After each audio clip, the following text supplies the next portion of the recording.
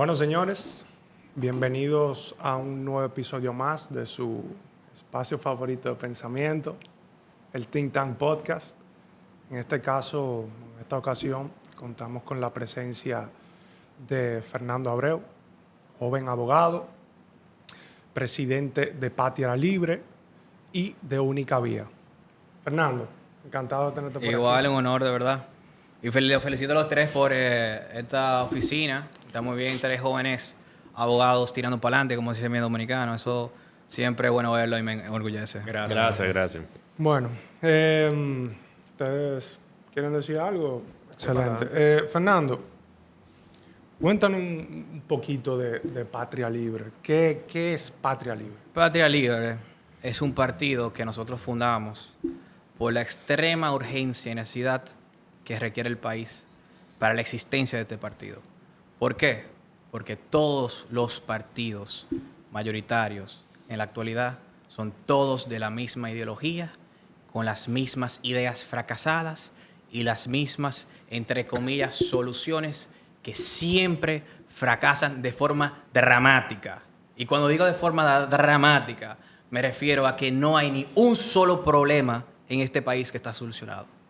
Si vamos a justicia, ustedes que son abogados, saben el tiempo que dura para que puedas resolver un caso y llegue a la Suprema. Saben la gran deficiencia que hay en nuestro Poder Judicial y especialmente en el sistema penal. Que se necesitan arbitrajes obligatoriamente para que un cliente pueda resolver. Y hasta así hay problemas que ustedes saben. Si nos vamos a la salud, no sirve para nada. Por eso, la única solución que tenemos es la salud privada, que se quiere demonizar. Y condenarnos a todos, a la pública deficiente, que no sirve para nada y que se están cayendo los hospitales a pedazos, literalmente. O sea, hay hospitales que se han caído del techo, literalmente. Las escuelas, estamos en uno de los peores países del mundo en cuanto a la calidad de la educación. Se triplicó el gasto público en educación desde el 2008 y desde el famoso 4%. ¿Y qué ha pasado? Ha empeorado. Porque no entienden esas ideologías de izquierdas, esos partidos tradicionales como PRM, PLD, FUPU, etcétera, que la cantidad de gasto no se traduce a calidad. No se traduce, no es un tema de gasto, es un tema de los incentivos. Y si nos vamos a la pobreza y el desempleo, está en una situación crítica. Simplemente hay que ir a los barrios, todos los pobres, pasando hambre, con techo de zinc, con problemas de higiene y de salud, en unas condiciones de vida miserables, en lo cual lo que lo somete a ese estado de miseria es que los altísimos impuestos y regulaciones que le han robado la oportunidad de empleos y de inversión y de subida de salarios con los altos impuestos que castiga a la inversión privada y que desincentiva tanto el inversionista local como el extranjero a invertir y a crear esa explosión de riqueza y de capital que se genera cuando hay impuestos bajos, como en todos los países del mundo, sin ninguna excepción, ni una sola excepción. Y reto a cualquier izquierdita que me diga cuál es la excepción. ¿Qué ha sucedido esto? Que se eleva de la miseria y de la pobreza en todos esos países donde bajan los impuestos de forma radical. Como ha pasado en Singapur, como pasó en Suiza, como pasó en Irlanda, como pasó en Dubái, como pasó en Hong Kong. Países que tenían pobreza más alta que aquí, que la República Dominicana. Y hoy en día tienen rascacielos que se ven por encima de las nubes, que parecen planetas y parecen mundos futurísticos de otro planeta, literalmente. Que la gente salió de la pobreza en millones y que tiene una calidad de vida digna. Entonces, por eso se necesita Patria Libre. Porque todos los demás partidos que existen es miseria y pobreza total, en todo sentido, en todo tema. Y corrupción, por Dios. Corrupción, que es la peor de todo. Un análisis de corrupción. Mientras hay un solo partido mayoritario que admite que existe corrupción, que es el PRM, aunque lo admite porque los demás lo niegan, como el PLD, ¿qué corrupción? Como dice Danilo, y Leonel Fernández, la niegan que no existe. Aunque el PRM la admite, dice que no puede reducirla, que solamente puede combatir la impunidad, pero no puede combatir la corrupción, porque no lo controlan. Y nosotros somos los únicos que estamos conscientes que sí se puede reducir significativamente. ¿Cómo? Cortándolo de raíz, reduciendo el gasto político matemáticamente para que los políticos no tengan de dónde robar. Y esto se evidencia muy claro en todas las estadísticas. A mayor gasto público, mayor índice de percepción de corrupción. La evidencia es clara. Y por eso en la República Dominicana se necesita patria libre y vamos a ganar. Ok. Tú has dado un preámbulo Amplio. Claro, sobre la situación que tú entiendes del país. Sin embargo, tú mencionaste partido de izquierda, etcétera, etcétera. Aquí, sí, no sé, o sea, me puedo equivocar, pero creo, por lo que veo, aquí no hay una ideología marcada. O sea, Excelente pregunta. Ninguno de los países, ninguno de los partidos que han gobernado la historia reciente ha tenido Excelente una pregunta. ideología marcada. Yo creo que aquí no hay... Excelente pregunta. Centro, una O sea, no hemos caracterizado... o no se abanderan. por ese, exacto, no se Mira, abanderan. déjame responderte. Y déjame terminar la idea. O sea, no se caracterizan El por discurso. estar en los extremos, Claro. sino que se mantienen en un centro, tomando de ambas partes, complementando. Y yo entiendo que quizá no ha funcionado a la perfección, porque hay problemas que son evidentes, Claro. en cuanto a salud, educación y demás,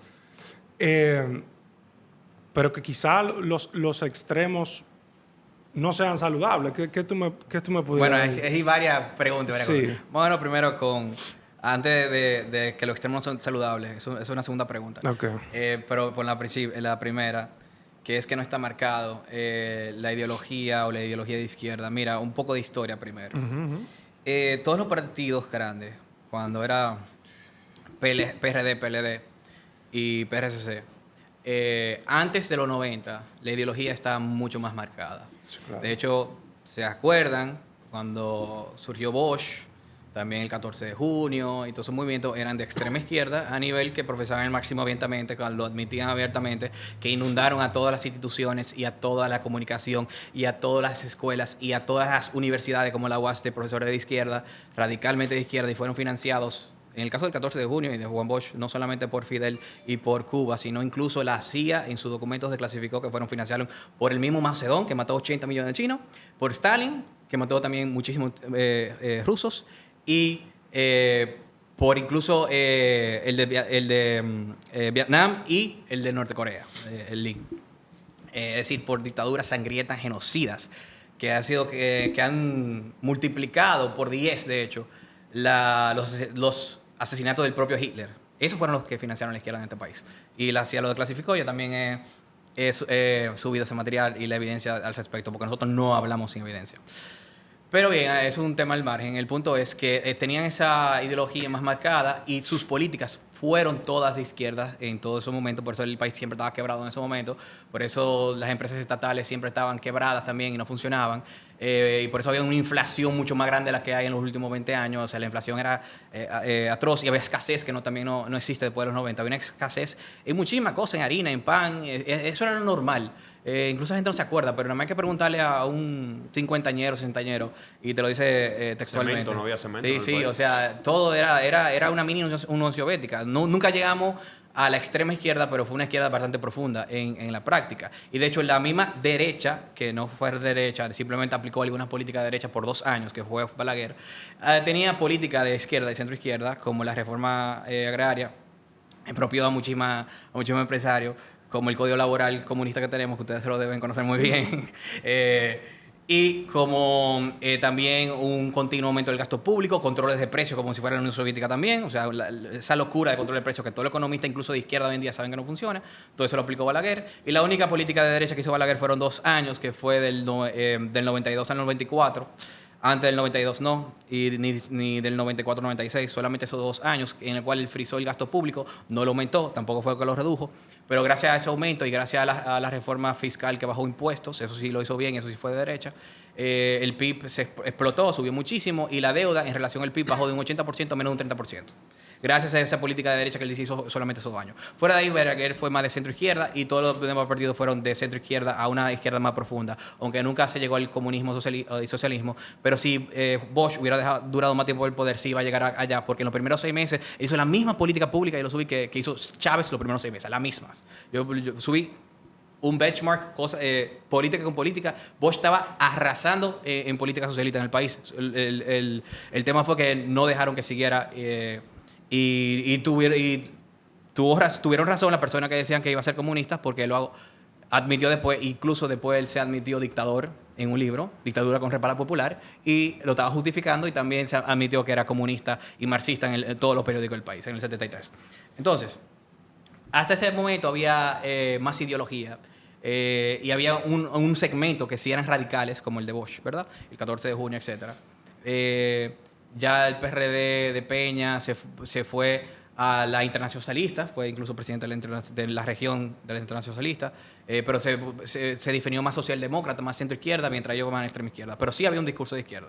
Y siempre un discurso contra los ricos y eso. Ustedes escuchaban las noticias y el discurso y los videos viejos, y había un discurso contra los ricos, los tutumpotes, etcétera, etcétera. Es que el socialismo todavía no había fallado. Sí, había fallado, pero no tan enterado. No había caído la Unión Soviética. No había caído la Unión Soviética. Pero ya sí. Mao y la Unión Soviética estaban en el fracaso total. Ahora, se cae el muro del Berlín. Triunfa el capitalismo y el libre mercado en los 90. Se cae la Unión Soviética. Todos los países se vuelven más de derecha y libre mercado en los 90. Vino en el 80 Reagan, vino Thatcher, vino Menem en Argentina. Y si seguimos así por así casi en todos los países, incluso el nuevo Balaguer aquí, fue la única época que hizo política de derecha, porque estaba de moda, se puso de moda. Y porque triunfamos en contra del socialismo. Pero ¿qué hizo? Y aquí es que cambia la historia dominicana y la política. Aquí es que respondo tu pregunta. ¿Qué hizo la izquierda, que eran todos de izquierda aquí? En vez de ir a la derecha, se lo vieron neutro en el discurso. Pero en el discurso, aunque sea más neutro, dejaron la ideología al lado. Seguían aplicando políticas de centro-izquierda. Y te lo voy a detallar ahora. Lo que ha sucedido a partir de ahí hasta ahora. Tanto PLD, tanto Lionel como PLD, como ahora PRM, todos, el Estado ha incrementado del año 2000 y mucho más del año 90, pero del año 2000, ha incrementado más de 12 veces el tamaño del Estado, el gasto público. No 12%, 12 veces. O sea, sigue. Se ha multiplicado 12 veces. Una locura cuando uno lo piensa.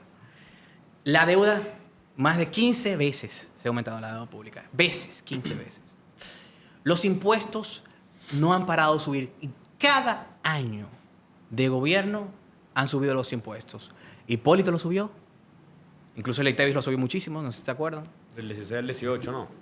No fue el 18, fue a 12. Y después Leonel lo sube a 16. Y después Daniel lo sube a 18. Entonces, fíjense, en cada... Y no solamente con ese impuesto, en todos los demás impuestos también. Pero fíjense que como en cada gobierno subieron todos impuestos. Increíblemente. Y en este gobierno estaba Jochi Vicente diciendo el otro día que hay que subir los impuestos también. Con el mismo discurso keynesiano, de izquierda, bla, bla, que el Estado necesita más recaudación y necesita incrementar su tamaño, a pesar que hemos incrementado el tamaño del Estado por 12 veces, increíblemente.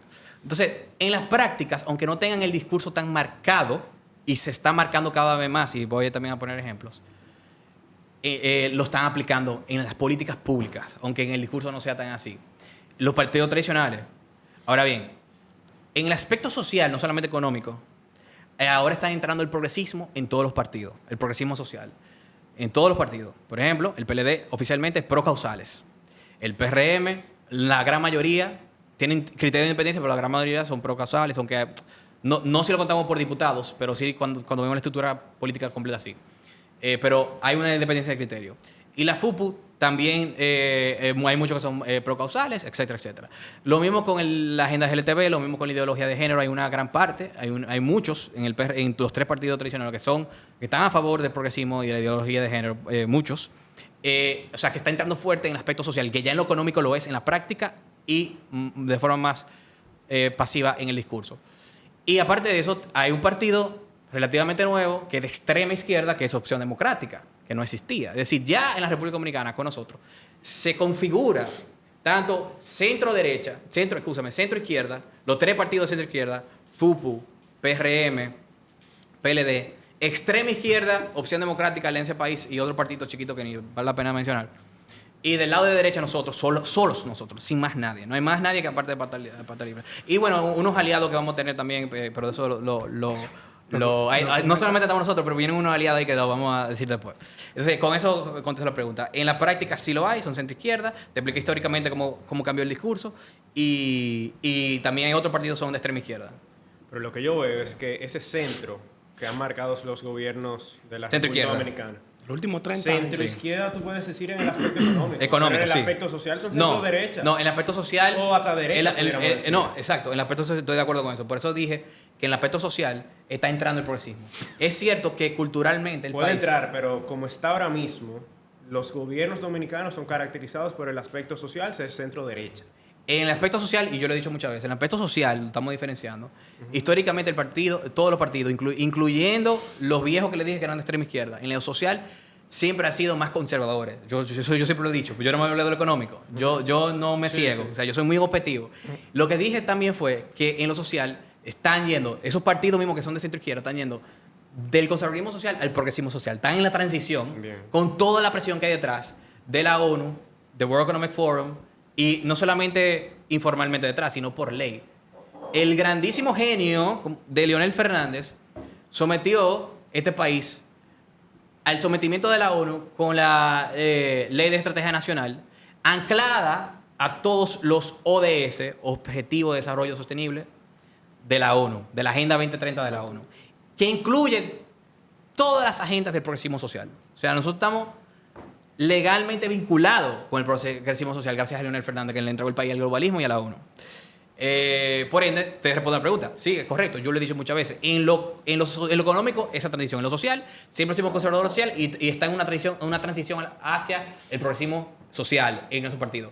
Con excepción a Opción Democrática, Opción Democrática más de forma más precisa, que es radical 100% progresista desde siempre, desde su inicio. Esa es la excepción. Pero ¿qué tú le dirías al que diga que ese centro ha sido un arma que ha tenido la República Dominicana en la región? Sí, definitivamente. O sea, por ejemplo, Chile. Chile tiene un gobierno bien capitalista, con Piñera, y de repente se mete Boric y ralentiza la economía. Entonces, esos sustos, vamos a llamarlos de esa manera, que está viendo en Colombia ahora con Petro, asustan a cualquier inversionista. Claro. En la República Dominicana eso no se da. Hay como un patrón que se sabe, que por lo menos en lo económico, es un gobierno de centro, tú le puedes decir centro-izquierda, pero que es friendly, amigable para los negocios en general y para la inversión extranjera. Sí. Que ha garantizado la estabilidad. Claro. Con todo y Sí. todo. Nosotros Tu argumento que el centrismo garantiza que no se polarice mucho el discurso y que no entre una izquierda radical. Eso es tu argumento. Claro, porque Este es tu argumento. es verdad que hay problemas estructurales que tiene el país. Educación, delincuencia. Sí. Pero yo creo que internacionalmente, vamos a empezar por ahí. Sí. Se tiene la percepción de que este país está en desarrollo, de que estamos mejorando, Sí. de que el turismo se está recuperando. Déjame responder la primera, porque esa es otra parte que es muy interesante siempre. Me encanta responder esa, y la primera está muy interesante también. Mira, ese argumento de que el centrismo ayuda la estabilidad política internacional, yo creo que... Social también. En Yo, todos los ámbitos. yo entiendo la lógica detrás de eso. El problema es que es inevitable que llegue, y ya está aquí, la extrema izquierda y el progresismo radical extremo. Entonces, ya cuando llega, tú necesitas un contrapeso obligatoriamente. Y tú mencionaste Chile, y Chile es un buen ejemplo de eso. ¿O tú crees que Piñera es extrema derecha o derecha-derecha? Piñera es lo que se llama un centrista que se clamaba de centro-derecha, que se le llama la derechita cobarde, por ejemplo. Piñera hizo toda la política de izquierda, igual que Duque, igual que Rajoy, y fueron los que fracasaron. Por eso, el centrismo también es peligroso, porque el centrismo fracasa. Y fue lo que logró, de hecho, fue el centrismo que logró, de hecho, que venga la extrema izquierda a todos los países y que el continente actualmente es rojo.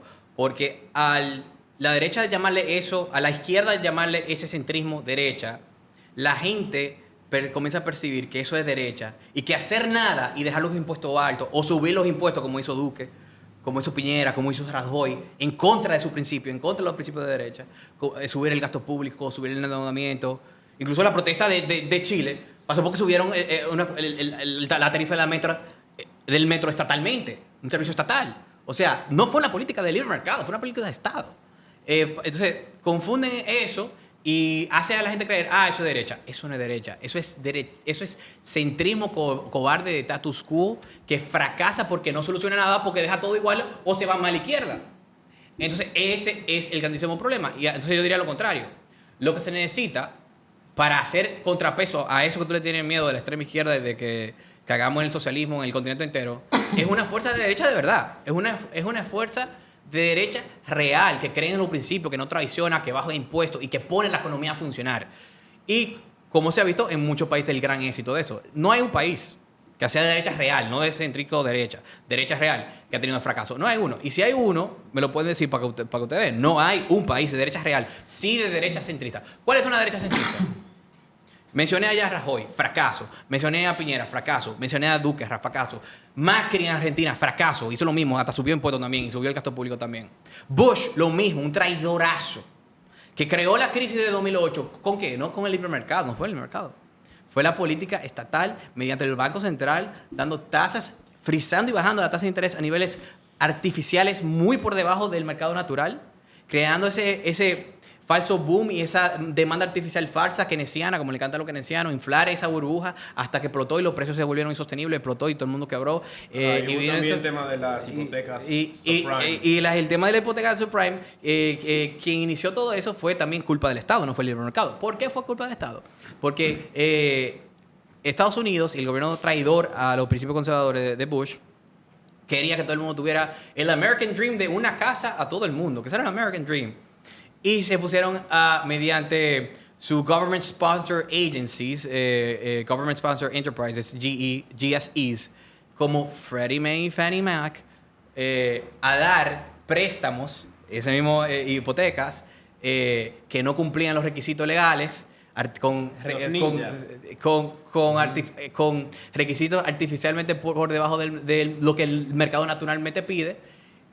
Y era una empresa mixta, gran parte del Estado, y fue el Estado que comenzó a dar esos préstamos así. Por ende, no fue solamente el Banco Central del Federal Reserve suprimiendo la tasa de interés y creando una burbuja artificial, sino por el otro lado, el mismo Estado dando hipotecas falsas, con fraudes, para que todo el mundo tuviera una casa. Fue el socialismo que creó la crisis de 2021, y eso no fue la única medida de izquierda que hizo Bush.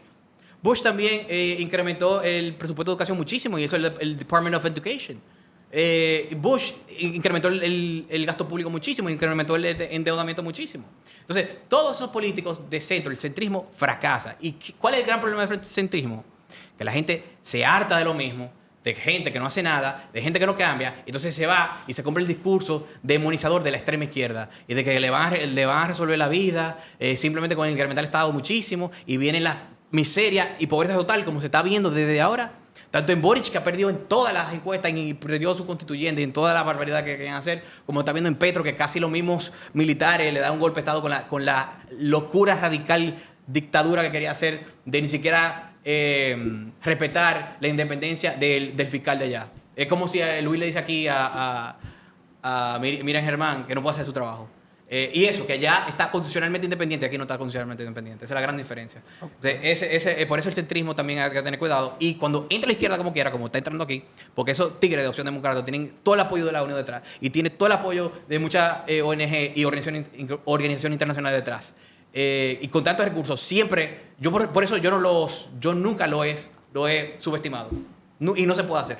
Porque no porque son inteligentes, no porque saben lo que están haciendo, no porque las ideas son buenas, es por el gran apoyo internacional y poderoso que tienen detrás. Es el gran peligro de ese grupito, que es el mismo apoyo en todos los demás países, en todos los demás continentes. Por eso se hicieron mayoría en todos los demás continentes. Entonces yo no subestimo por eso, y por eso se necesita una derecha real que sepa combatirlo, porque el centrismo no sabe combatirlo. Al revés, lo mete en sus listas. O Faride no apoya a José Horacio. O no estamos viendo ahora que quieren meter a Guillermo Moreno, senador del PRM también, que salió hoy en la noticia. o no son casi todos lo mismo, o no está lleno el gobierno PRM de progresistas, como la ministra de la Mujer y lo que hizo con Irene Montero antes de ayer, el pacto con la pedófila comunista de Irene Montero de España. Está lleno la ONE está lleno de progresistas, el Ministerio de la Mujer está lleno de progresistas, el MEPIP está lleno de progresistas, hay muchas instituciones llenas de progresistas que controlan a los progresistas. Miguel Segarra es un progresista, todos, de Camps es un progresista. O sea, son muchos progresistas que hay en el gobierno. Hay sus 2 o 3 que son de derecha, pero hay muchos que son progresistas. Tú estás dando un discurso tumba gobierno, No, es la realidad. La realidad. No, pero O sea, oye. La realidad, papá. Sí, está bien. Ellos mismos se lo declaran. Yo Entonces, por eso es el que tiene que ver con el centro. Yo sigo pensando, o sea, creo que los extremismos son malos. Déjame responderte esa. No respondí. la respondes ahora. No la respondí. Tú me la respondes La voy a ahora. ese extremo. Yo sigo pensando que los extremos son malos. ¿Por qué? Porque mira, ¿qué objetivo tú tienes Bien. como político de derecha? ¿Qué objetivo tú tienes? ¿Tú quieres La prosperidad del país. Tú quieres la prosperidad del país. De cada individuo. De cada individuo. cada Quiere dominicano. una salud de calidad. Correcto. Quiere educación De calidad, correcto. O sea, Sí, todos queremos lo mismo. sí, exacto. Todos. Exacto. Entonces hay que ver la Izquierda, vía. derecha, Hay que ver la centro. vía que tiene evidencia. Entonces, ahí voy. Sí. Quizás no es un tema ideológico. Me puedo equivocar. Sí, lo es porque Me- las vías son diferentes. Ok, excelente. Pero yo pienso que quizás no es un tema ideológico, sino más un tema del modelo. Quizás puede ser un tema del modelo, es decir, las democracias. ¿Qué está pasando con las democracias que estamos eligiendo? Quizás no las personas más capacitadas para lograr el objetivo común que tenemos todos. ¿Por qué? Porque tú coges cosas de la izquierda, tú coges cosas de la derecha y hay un mismo fin. Hay un mismo fin. Hay sus diferencias, pero hay algunos fines Sí, similares. sí. La igualdad es un fin, por ejemplo. Nosotros queremos igualdad ante la ley, ellos quieren igualdad de resultados forzados. Bueno, que solamente genera fracas. quizás algunos lo quieran lograr mediante Cuotas. X o Y cosas, pero todos queremos lo mismo. Todos queremos que a todo el mundo se les respete, tener una educación de calidad. Por eso el tinta se llama única vía. Porque Única vía. Porque La única vía- la diferencia. No hay centro, no hay centro. No hay centro. No, es que el centro es dejar todo igual. Es por ahí. El centro es dejar todo igual y los problemas igual. La otra es empeorarlo a la miseria y pobreza extrema exponencialmente, que literalmente han matado más de 150 millones de personas en el mundo completo. Y la otra es el gran éxito del libre mercado que tiene todos los países que lo aplican. Es que la evidencia te lo dice. Hay una sola. No es que todas las políticas tienen que ser idénticas, pero hay un solo principio, hay una sola vía, una sola serie de ideas que te llevan al éxito. Okay. Y eso nosotros no lo sacamos de la nada, sino por un proceso epistemológico, o sea, basado en epistemología, que es el estudio del conocimiento científico para llegar a la verdad de las cosas, basado primero en lógica científica. Ustedes son abogados, ustedes le dieron la ley de la lógica y lógica jurídica, ahí están en todo eso, también están en las falacias formales. Encima de eso, de evidencia empírica en sus diferentes grados, ya sea a un grado más bajo como correlaciones, a un grado más fuerte como método científico, experimentación controlada que te determina causa, inferencia bayesiana, que es probabilística, que es un poco menor ese grado, RCTs en economía, etcétera, etcétera. Entonces, evidencia empírica segundo. Tercero, filosofía del lenguaje, porque hay que entender algo también después que tú tienes la lógica, la evidencia, junto con la lógica. También hay que entender el significado de las palabras, y eso es lo que es filosofía del lenguaje, porque se puede hacer juegos y falacias con las mismas palabras en sí. Y el significado de las palabras, de hecho, incluso puede cambiar dependiendo del contexto en el cual se usa. Por eso es muy importante saber de filosofía del lenguaje. Y por último, el límite del conocimiento. Hay que saber cuál es el límite que esa evidencia empírica, que esa lógica, que esa filosofía del lenguaje tiene. Porque la verdad se puede determinar, pero dentro de una serie de límites de dimensión de tiempo-espacio. No indefinida absoluta. Entonces tú tienes que saber hasta qué área de aplicación y hasta qué dimensión de tiempo-espacio llega esa verdad que tú conociste. Hay muchos ejemplos. A mí me gusta poner el ejemplo en física teórica de, por ejemplo, el hecho de que Einstein descubrió la relatividad de la luz, en lo cual si una partícula o si un objeto se acerca a la velocidad de la luz, el tiempo, espacio, el tiempo en sí mismo se frisa para no violar la velocidad de la luz en sí y el objeto también se agranda, no significa que las leyes de gravedad y de motion, de movimiento de Newton sean falsas. Simple y llanamente son condiciones y dimensiones de tiempo-espacio diferentes, no son contradictorias, están en diferentes condiciones de tiempo-espacio. Eso lo explica también Popper muy bien en su falsification y el problema de la inducción, y usa el ejemplo del Black Swan, etcétera, etcétera. También hay muchos otros ejemplos con falacias que usan los existencialistas como Sartre y Heidegger, etcétera. Como por ejemplo que dicen que tú eres un humano, ¿verdad? Tú eres un ser humano, pero al mismo tiempo tú eres millones de células y millones de átomos, por ende la verdad no existe. No, y no es que la verdad sí existe. Lo que pasa es que hay que determinarlo en el límite de tiempo-espacio. Al mismo tiempo que tú eres un ser humano, una forma unitaria en esta dimensión de tiempo-espacio, tú también eres millones de células y millones de átomos. Igualmente con la física cuántica, que dos partículas pueden estar al mismo tiempo, que dos partículas puede ser una onda. Aleatorio, exacto. todo aleatorio. Entonces, eso no demuestra la relatividad. Ambas son reales, pero cada cosa tiene su límite, porque ese es el mundo cuántico pequeñito que se mueve en dimensiones de tiempo-espacio diferentes a este mundo de la relatividad de Einstein, este mundo grande, físico, real, que podemos percibir, en el cual la dimensión de tiempo-espacio es diferente. No son contradictorias. Entonces, los existencialistas, y por ahí viene el postmodernismo, y ahí entra Foucault, Derrida, y ahí entran todos los postmodernos marxistas, usan esas falacias para decir que la verdad no existe. Entonces, como la verdad no existe, y nada es verdad, y todo es verdad, y todo es todo, y tú eres una mata, y tú eres un hombre, y tú eres una mujer, y tú eres esto, y tú eres aquello. Entonces, lo único que importa en la vida es imponer tu criterio de opinión sobre los demás y tener el poder, como bien decía Foucault, y como bien llamaba Derrida, que te llamaba a lo que se le llama la estrategia del resistance, en el cual tú, a sabiendo que nada existe, y que todo es un forme culturel, como decía Foucault, tienes que imponer tu forma de pensamiento y hacer lo que le encanta a los marxistas, siguiendo la estrategia de Gramsci, en el cual quiere encontrar todo aspecto de la vida, no solamente tu económico, no solamente lo que tú te ganas en tu bolsillo, no solamente lo que tú ganas en tu sudor de tu frente, sino también todo sobre ti, tu sexualidad, con quién te acuestas, qué tú comes, que ahora quieren demonizar la carne, por ejemplo, si tú entrenas, tú eres gordofóbico, etcétera, etcétera. Todo aspecto de la vida te lo quieren controlar, incluso hasta si tú respiras, incluso hasta si tú te mueves de tu ciudad, con la famosa ciudad de 15 minutos, que ya aquí hay candidatos proponiendo eso, la famosa ciudad de 15 minutos, en lo cual la izquierda te quiere encerrar en tu barrio, que tú no puedes salir de ahí como si fuera una cuarentena para combatir el cambio climático y combatir el CO2, la cantidad de CO2, que una propuesta totalitaria, como si esto fuera juego de hambre, Hunger Games, etcétera, etcétera.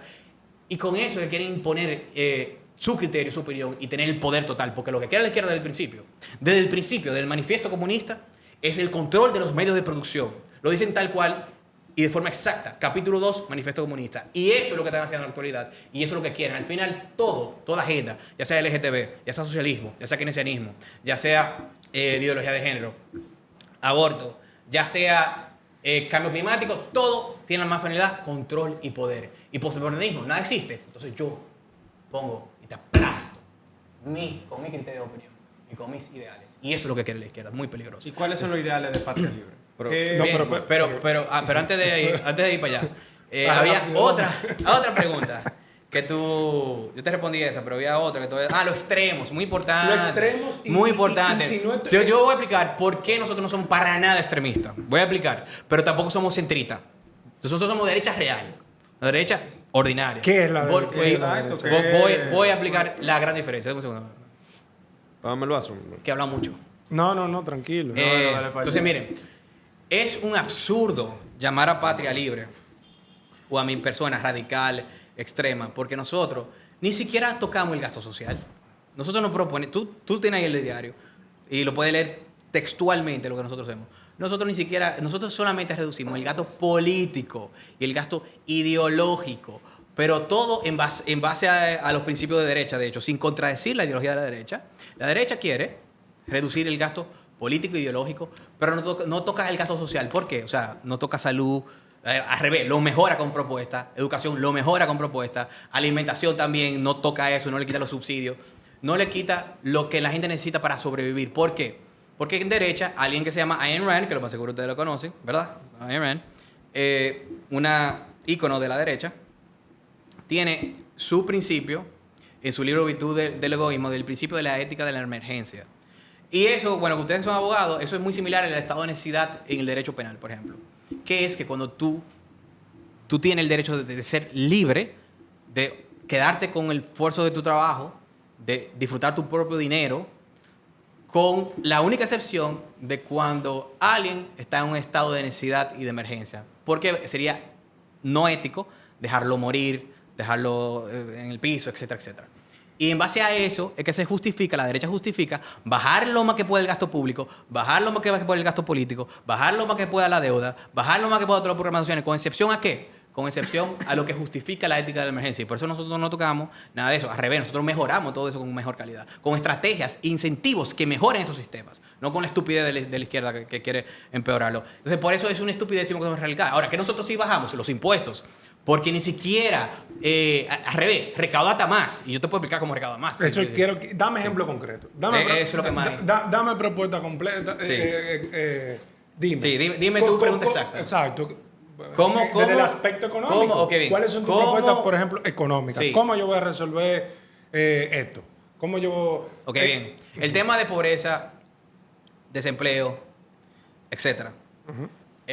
Nosotros lo resolvemos, como bien dije al principio, con la reducción de impuestos y regulaciones. Y esa reducción... ¿Qué impuestos? Entonces, vámonos uno por uno. Nosotros reducimos... Estamos con la pobreza. Estamos para reducir pobreza y desempleo. Después se conecta con todo lo demás después. Okay. Incide incluso en temas como la criminalidad, porque hay una relación entre pobreza y criminalidad. Okay. Sí.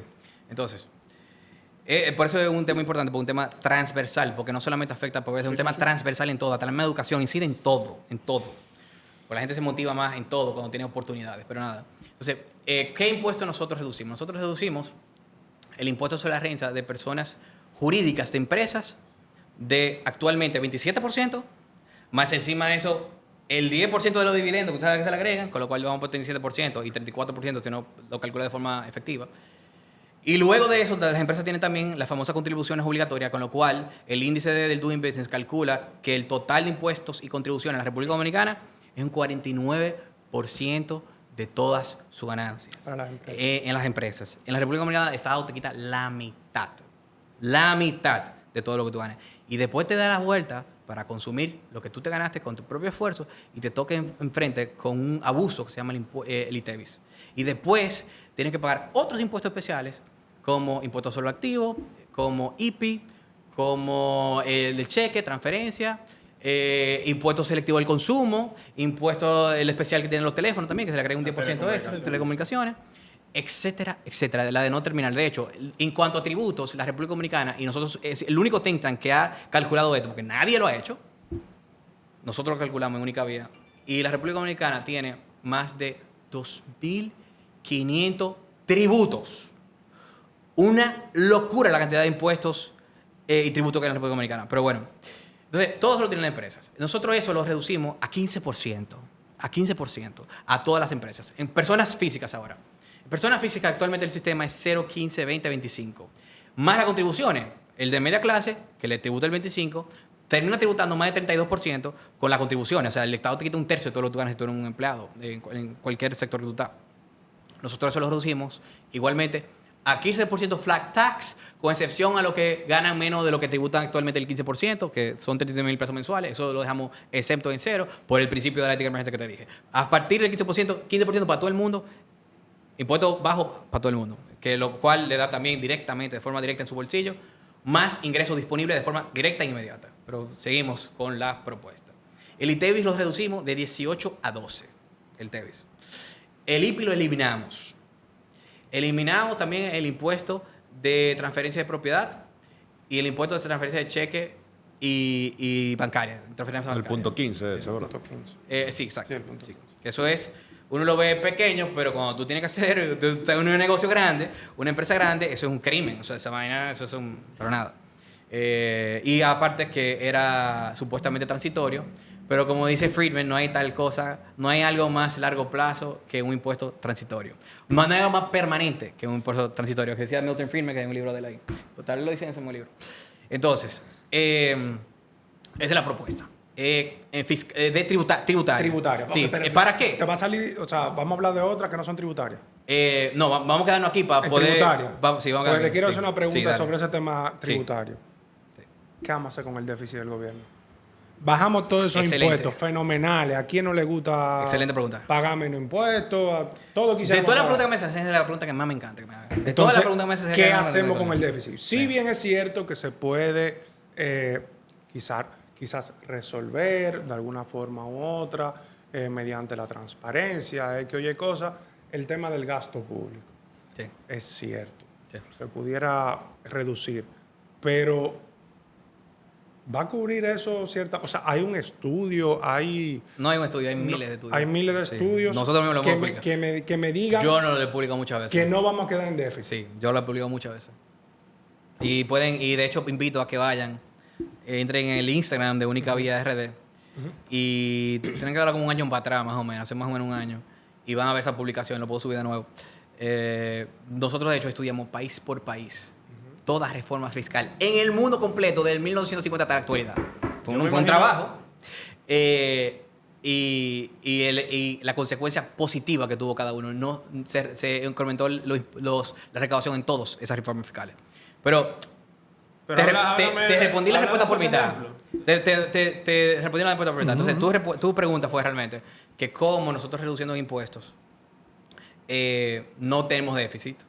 Y la respuesta es dos cosas. Primero, ahí también pueden ver la reducción del gasto político que hacemos.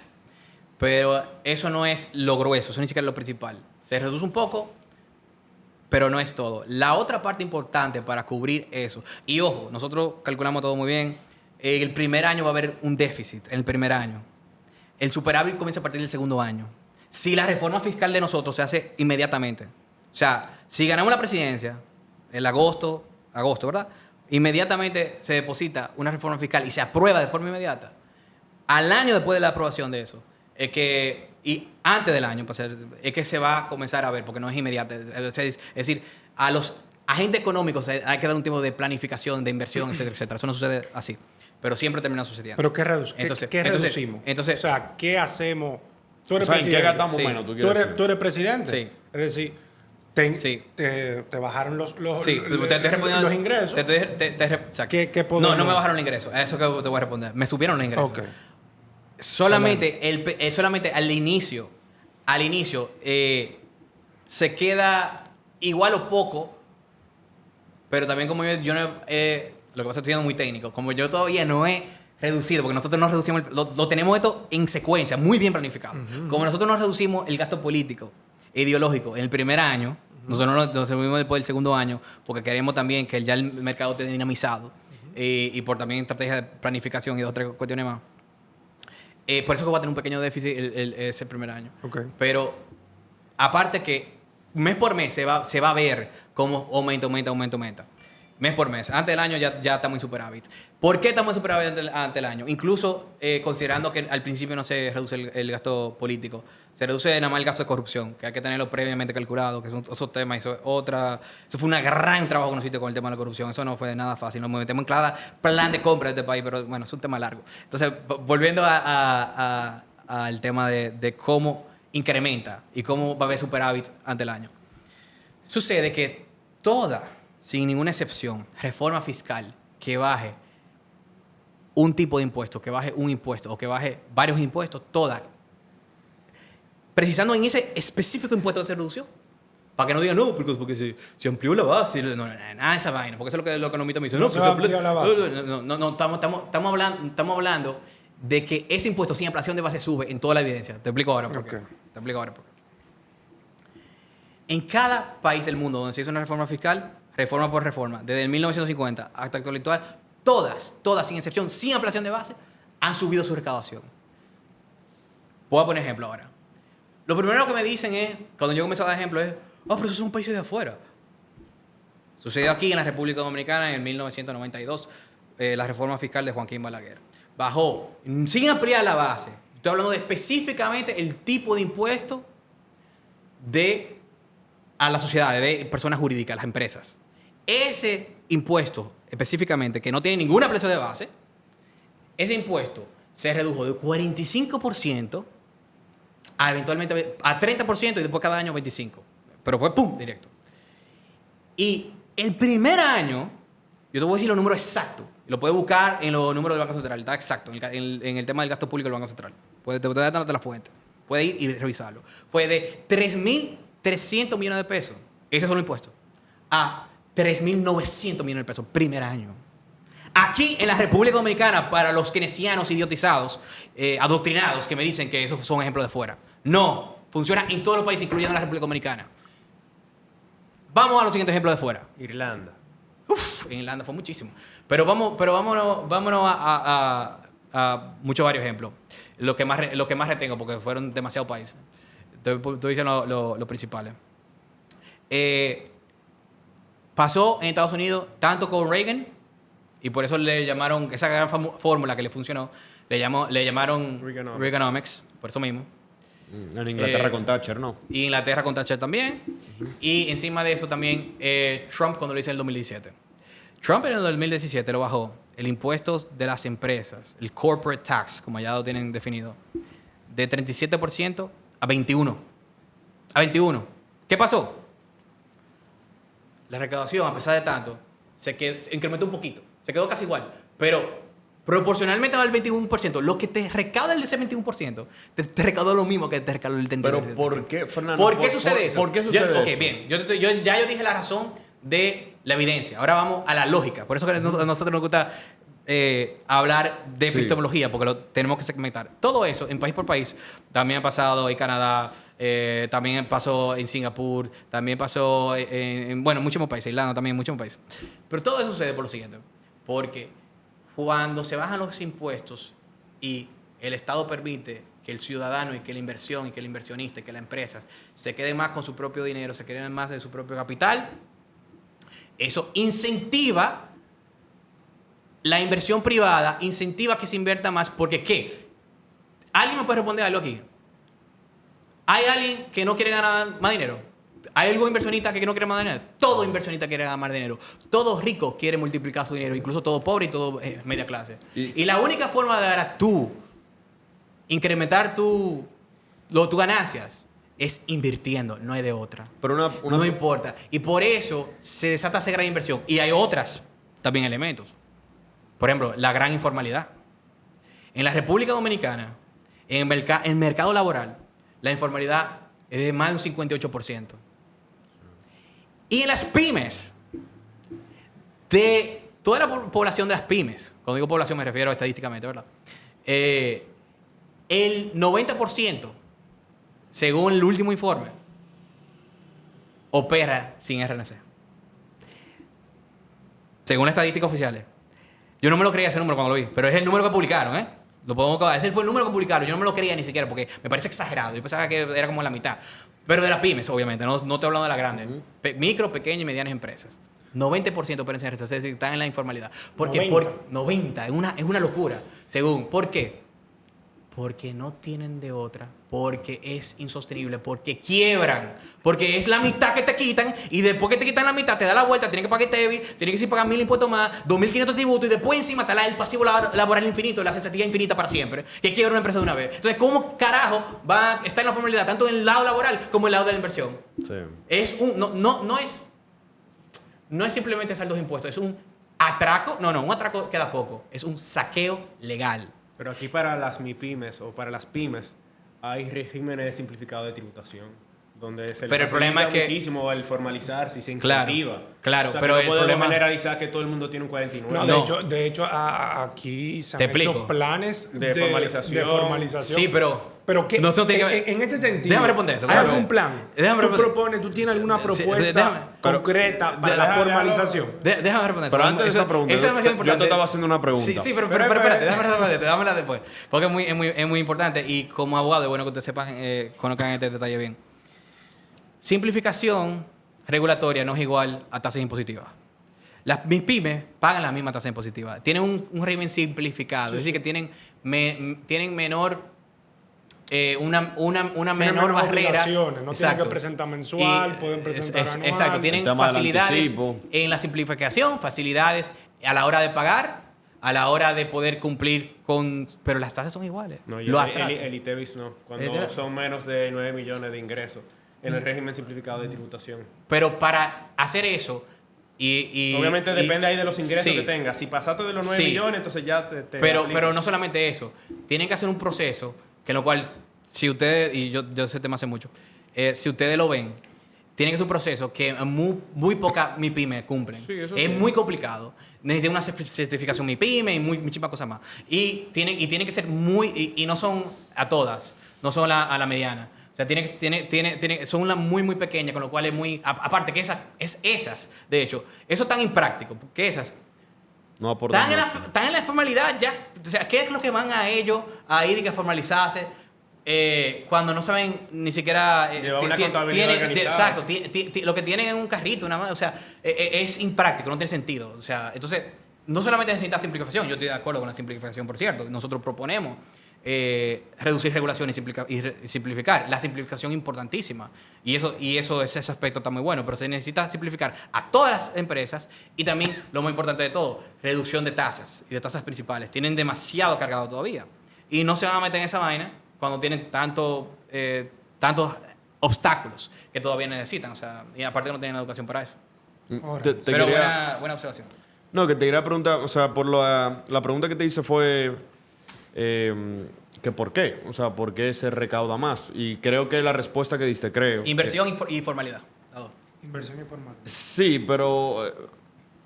La inversión siempre aumenta y tú lo puedes ver. Sí, la inversión aumenta, pero y la gente paga porque, o sea, porque entiendo que lo que tú quisiste también decir que la gente paga porque está contenta porque está pagando menos, o no, o sea... No, es que la gente está pagando, la gente paga menos impuestos. Ajá, y tiene más dinero para Tiene invertir. más dinero para invertir. Y todo el mundo quiere invertir más porque quiere ganar más. Ok. Y no hay otra forma de hacer. La única forma que en el sector privado y que en el libre mercado tú puedes enriquecer es sirviendo más sirviendo mejor calidad y precio a tu prójimo, a la ciudadanía, al pueblo. Si no, quiebras. Si no es de otra. Porque no es como en el Estado, que tiene una pitolista en tu cabeza y te dice, si tú no me pagas, yo te embargo, como ustedes bien saben, Sí, o claro. te expropio o te meto preso, de hecho. Ok. No, tú no tienes, es un sistema voluntario. Entonces, un sistema voluntario, la única forma de enriquecerte es sirviendo mejor a los demás. Y no solamente Claro. eso, en el proceso, ¿tú necesitas qué? Tú necesitas empleados, porque la inversión no opera solo. Y no importa que sea en cualquier tipo de inversión, tiene empleado detrás. Si tú invertiste en un banco o en un fondo de inversión o lo que sea, detrás de todo eso hay empresas y hay empleados, sea directo o indirectamente. Entonces, el capital siempre ayuda y es la respuesta.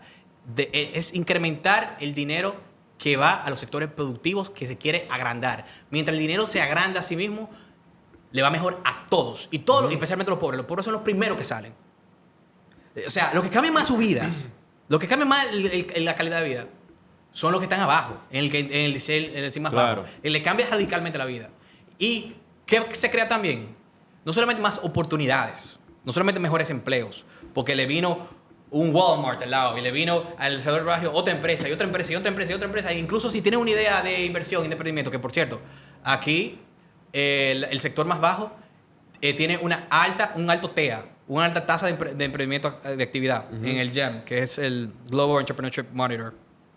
El dominicano es muy emprendedor, lo que pasa es que no tiene el conocimiento, pero tira para adelante y fracasa mucho, ¿verdad? Sale que fracasa mucho, pero tiene muchas ideas, tiene mucho conocimiento, tiene una alta tasa emprendedora y si encima de todas esas oportunidades de empleos, etcétera, también hay inversionistas ángeles, capitalistas que quieren, que de hecho hay asociaciones de eso aquí ya, hay asociaciones, Sí, y se va a sí. multiplicar esas asociaciones, que quieren invertir en eso, entonces también tienen acceso a cumplir sus sueños con inversionistas ángeles, etcétera, etcétera, encima de mejores empleos y encima también, muy importante, la subida natural del salario.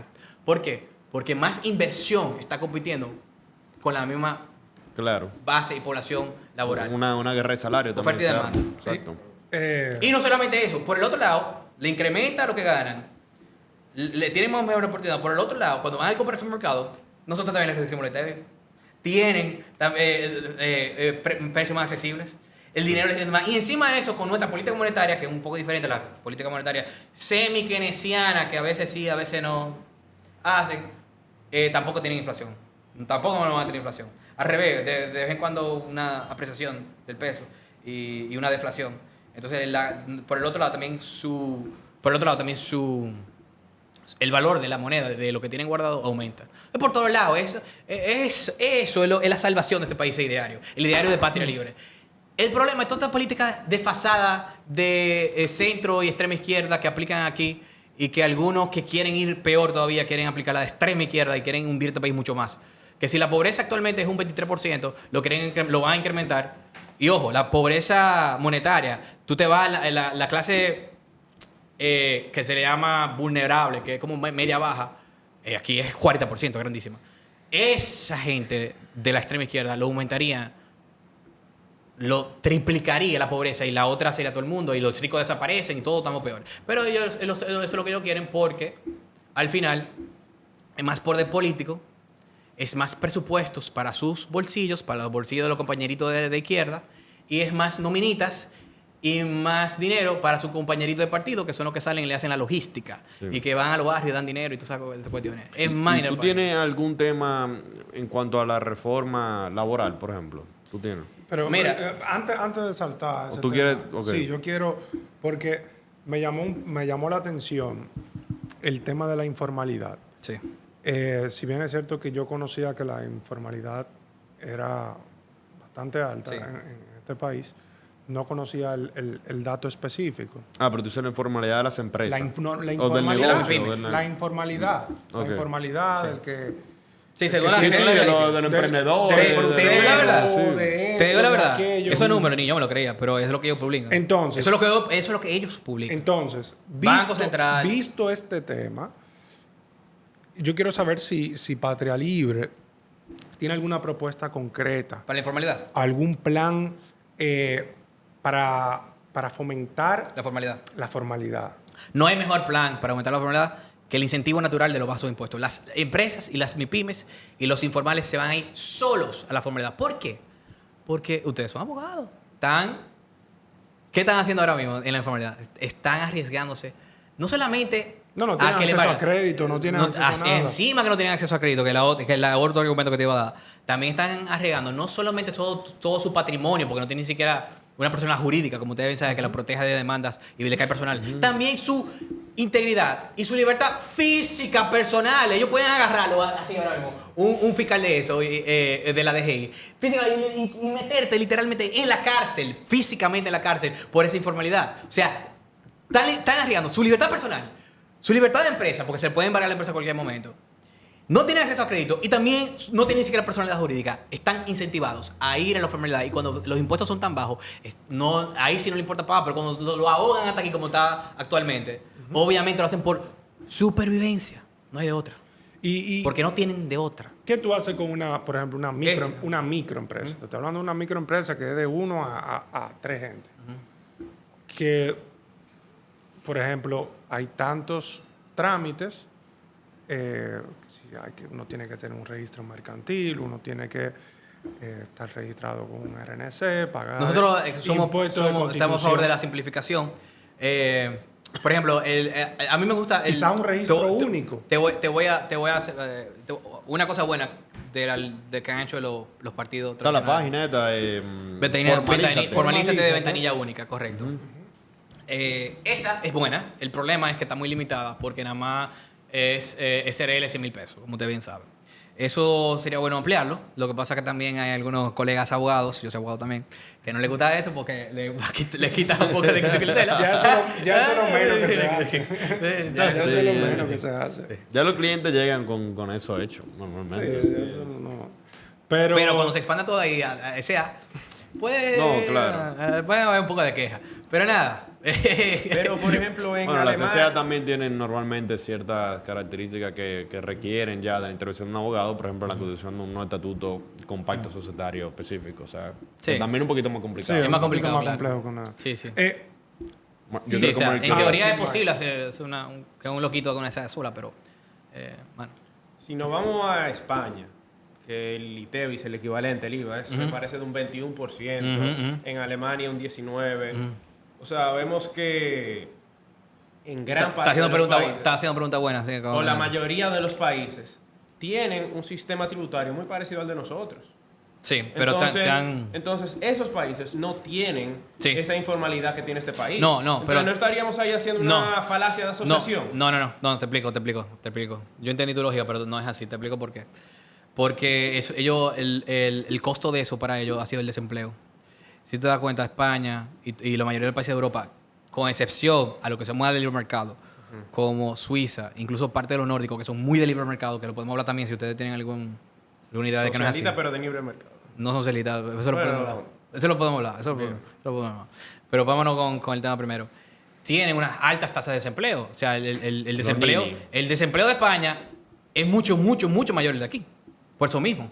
Porque ya está comenzando la informalidad en España con este gobierno de Pedro Sánchez y el PSOE. Ya la gente no tiene de otra. Y lo que están haciendo es que están tratando de ir a Andorra. Ustedes han escuchado sobre esto. La gran éxodo a Andorra. Por eso mismo. A Inglaterra, muchos mañana en Inglaterra trabajando. Sí, y muchas compañías se están tratando de ir a Irlanda o Suiza, que es el típico, y Andorra, y países pequeños también que tienen baja tributación, o Estonia, muchos se están yendo a Estonia también, que tienen muy baja tributación y es muy digital.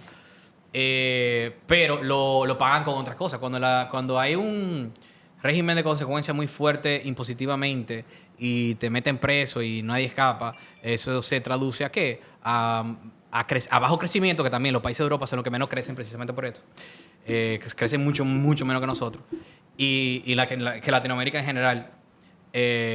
Y también se traduce a alto desempleo. Tiene el desempleo, de hecho, en varios de los años ha superado el 20%, en varios de los años que ha tenido España y varios países de Europa. Entonces lo pagan con alto desempleo y con bajo crecimiento.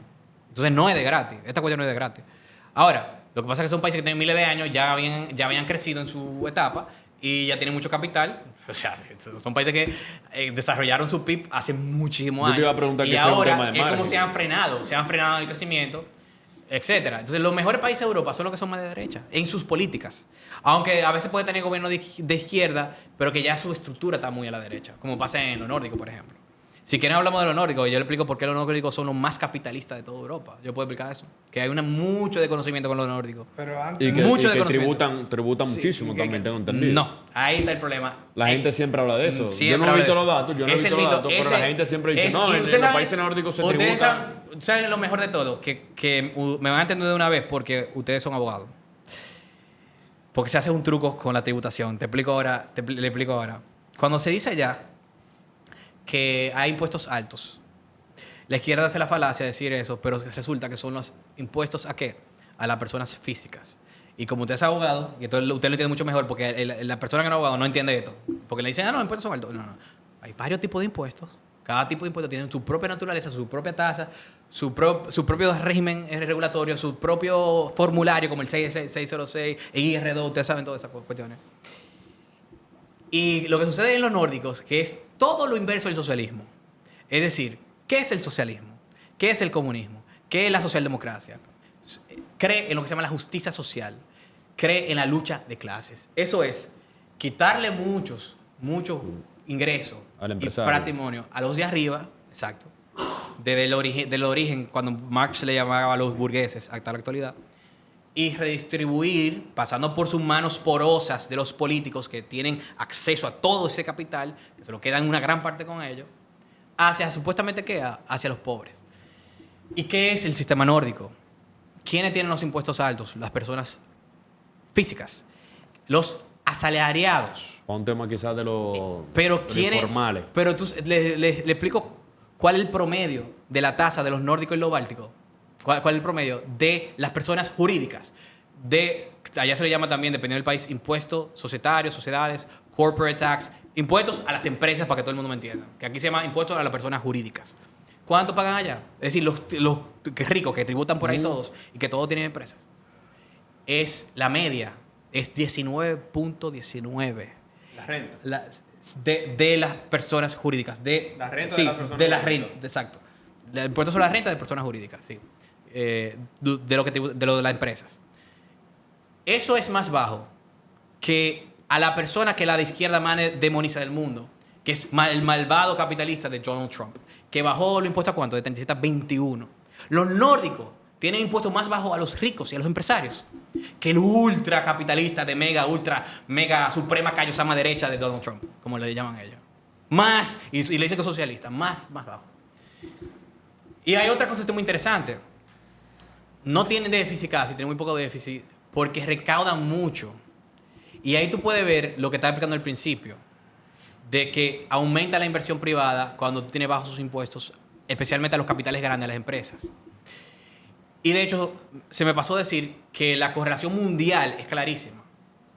A mayor tasas impositivas en el mundo entero, usando la población de todos los países, mayor recaudación per cápita.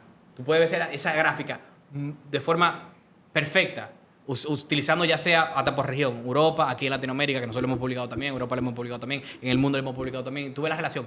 A menor tasas impositivas, mayor recaudación per cápita en cada país. Y por eso, y por todo lo que había dicho antes, los nórdicos recaudan mucho, porque tienen bajos impuestos. Y de hecho, los nórdicos son tan capitalistas que premian al capital grande, es decir, que no lo castigan al capital grande y aplastan al capital pequeño, que no es lo que estamos proponiendo aquí. Nosotros lo que proponemos es impuesto bajo para todos, como quienes, como Suiza, como Irlanda, que es impuesto bajo para todos. Pero los nórdicos, y está cambiando, a los de abajo se le está bajando también ya. Pero los nórdicos, como tenían el sistema socialista de los 80 y los 70 que fracasó, que, ojo, primero se hicieron ricos por capitalistas en los 50, eran los países más capitalistas y se hicieron mega ricos. Vino el socialismo, quebró todas las empresas, se le liberalizaron. Tanto que en Dinamarca ni hay salario mínimo, o sea, liberalización completa.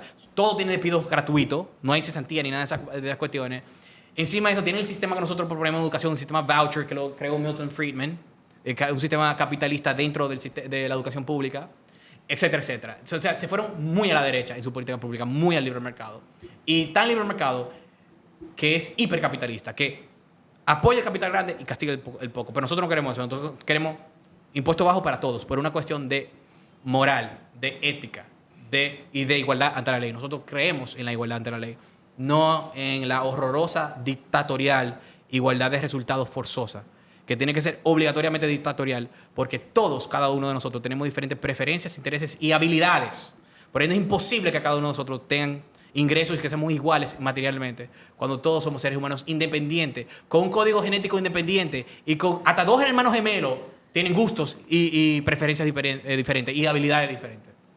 Por ende, para poder aplicar esa dictadura del proletariado, esa igualdad de resultados, como quiera toda la izquierda, incluyendo la de acá, tiene que ser mediante la dictadura, es decir, mediante la fuerza del Estado.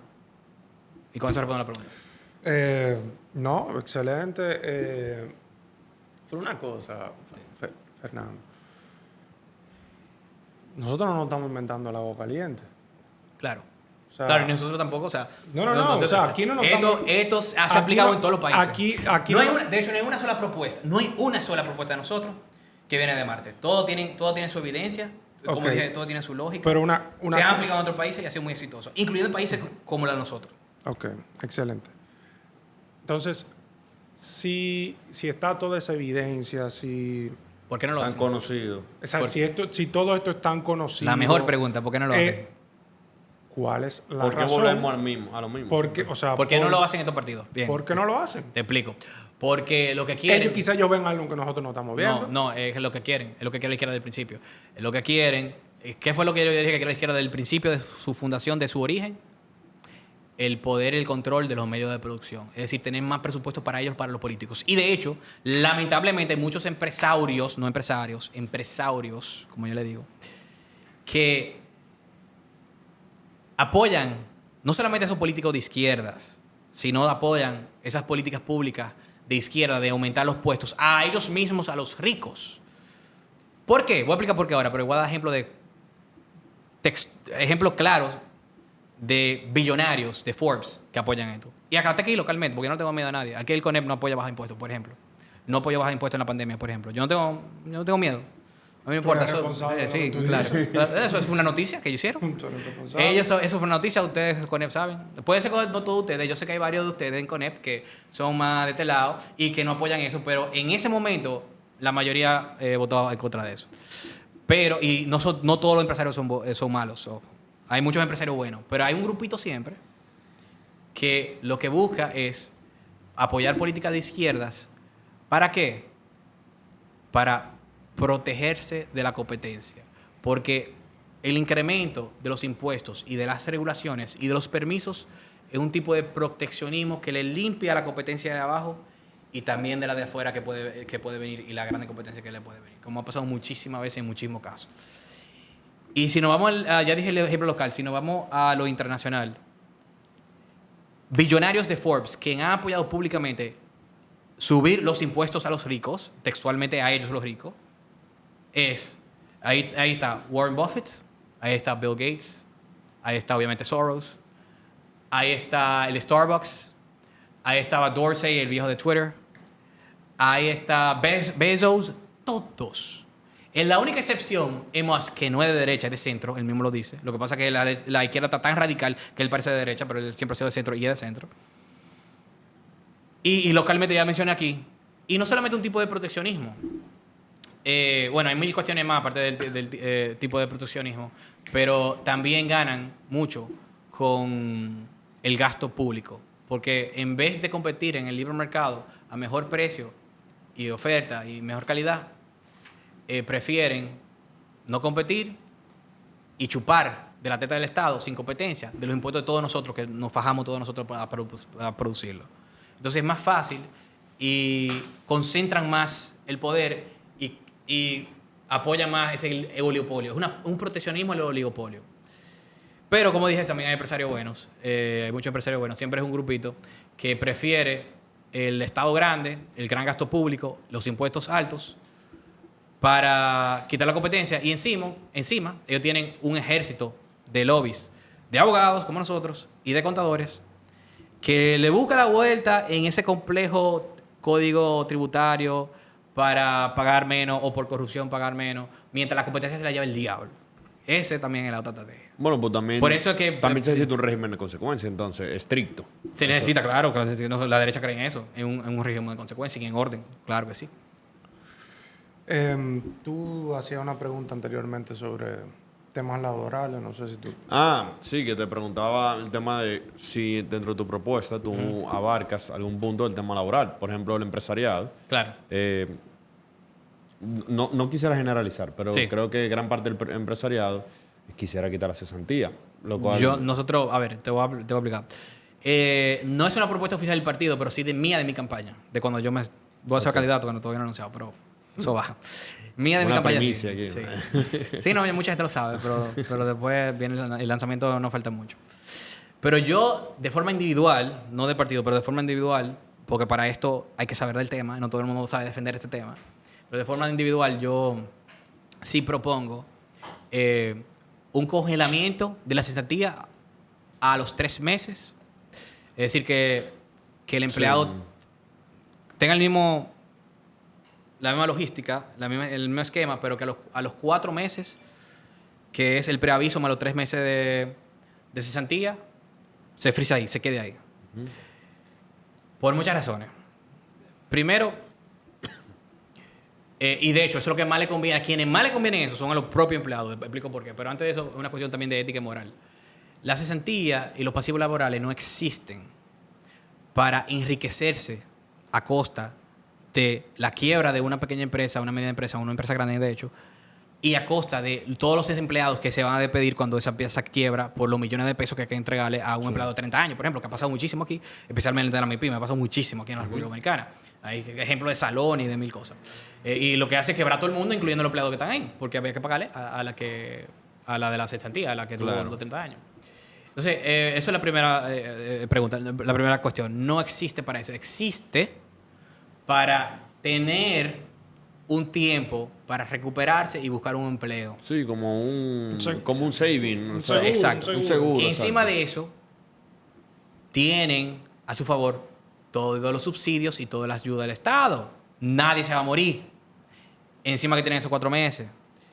Pero ¿por qué yo digo que esto beneficia más a los propios empleados en la República Dominicana? Yo lo voy a decir y reto a debatir a cualquier sindicato. ¿Pero qué cosa? Reto a debatir este tema a cualquier sindicato del país que esté en contra de esto. Que me llame, que soy el mismo demonio, diablo, etcétera, etcétera, por esta cuestión. Esto es lo que más le conviene a lo que ustedes supuestamente defienden, que lo único que ustedes hacen es estafarlo. Esto a quienes más le conviene son a los trabajadores y a los empleados de la República Dominicana. ¿Por qué? Porque esa cesantía eterna es una aplanadora a los salarios de todos los trabajadores de la República Dominicana? ¿O ustedes creen que al momento de contratar las empresas y el empleador no tienen que calcular todos esos costos laborales al momento de calcular el salario que quiere ofrecer? ¿Ustedes creen que no se hace ese cálculo? Que eso es magia, que no tienen que en su estado de resultados no tienen que poner pasivo laboral. Hasta lo ponen en los estados de resultados formales, por Dios. Por ende, es lo que te aplasta el salario y te lo reduce a su mínima expresión. Los salarios en la República Dominicana no son bajos porque sí. Los salarios en la República Dominicana son muy excesivamente bajos por esa aberración atracadora de capital que se llama auxilio de cesantía y pasivo laboral. Y encima de que una vez se baje y se frise eso de forma razonable para que le den 4 meses, más toda la ayuda del Estado, en donde todos los países grandes y todos los países desarrollados es desempleo, es desahucio libre, totalmente, no tienen que pagarle nada. Aquí proponemos que sean 4 meses. Encima de eso, no solamente le sube el salario, también le da muchas más oportunidades de empleos. Porque no solamente reduce y te aplasta los salarios, sino que impide la contratación laboral, impide que el empleador, que las empresas contraten por esa gran carga infinita, eterna que existe, que es una aberración comunista, que se dejó lavar la cabeza el supuesto derechista de Balaguer, que fue que lo hizo, que es de centro izquierda. ¿Y tú entiendes que esos salarios se deberían ajustar con la inflación del país? Tú me estás hablando de... No, tú me estás hablando de salario mínimo, ¿verdad? No. Nosotros no creemos en los salarios mínimos, porque los salarios mínimos, el salario no se debe de legislar por ley. La economía no funciona por ley. Aparte que no es necesario ajustar inflación cuando suceda esto, porque van a subir muy por encima y la evidencia es clara. La evidencia es clara porque los países que tienen más libertad laboral son los países que tienen mayores salarios. Es claro. Pero los salarios mínimos lo único que hace es ilegalizar a aquellas personas que están empezando que tienen bajas habilidades. Y a quien le da 10 veces más duro es a los pobres. Porque están ilegalizando su contratación. Si usted no tiene suficientes habilidades para que le den y para que libremente una empresa le ofrezca un salario que está por encima, que está por encima de ese salario, lo único que están haciendo es mandándolo a la miseria. Que usted no pueda cobrar ese salario. Usted no es un idiota que el Estado se tiene que meter en el medio para decirle qué es lo que le conviene y lo que no conviene. Usted tiene la libertad, que el Estado no le puede prohibir lo que usted quiere aceptar. Y lo ideal, y cuando se liberaliza, no sucede lo que ellos dicen que sucede. No comienzan a bajar los salarios. Aunque la gente al principio acepte salarios que están por debajo del mínimo, siempre, en muy poco tiempo, aumentan. Ejemplo, Dinamarca. ¿Ustedes cuándo es el salario mínimo de Dinamarca? El salario mínimo de Dinamarca es 0. No hay salario mínimo. El salario no se legisla.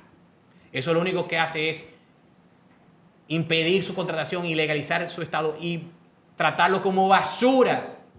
Como basura que no puede emplearse.